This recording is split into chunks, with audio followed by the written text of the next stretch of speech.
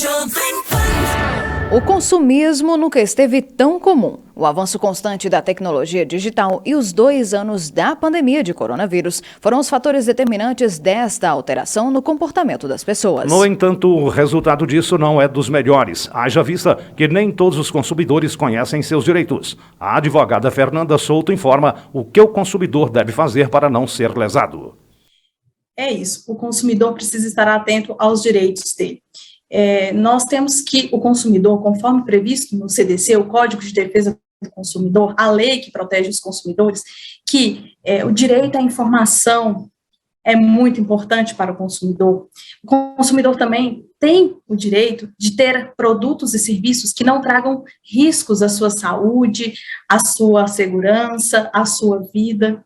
Além disso, existe uma proteção contratual prevista no Código de Defesa do Consumidor, referente à proibição de cláusulas abusivas, também há a proteção à liberdade de escolha do consumidor. Então, muitas vezes, por exemplo, quando nós vamos a uma empresa, uma farmácia, um banco, existe a venda casada, se aquilo não é informado a nós, há um descumprimento ao Código de Defesa do Consumidor, há um descumprimento à liberdade de escolha do consumidor, por isso nós, consumidores, temos que estar de fato atentos a esses direitos que nos cercam. O consumidor, muitas vezes, ele acaba sendo levado a erro.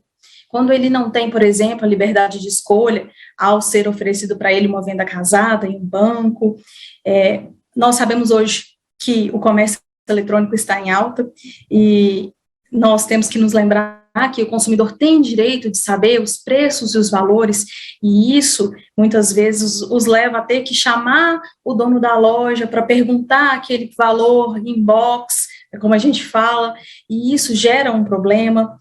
Muitas vezes o consumidor não sabe que o produto ainda está em garantia, nós somos levados a erro, quando, ao chegar numa loja, somos influenciados para comprar uma garantia estendida, sem saber que, às vezes, aquele produto já tem uma garantia legal, de, por exemplo, 90 dias para produtos duráveis, como televisão, computadores e eletrodomésticos.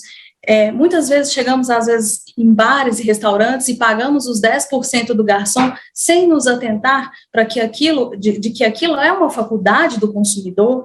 Todos esses direitos, quando suprimidos, levam o consumidor a erro e, às vezes, a prejuízos.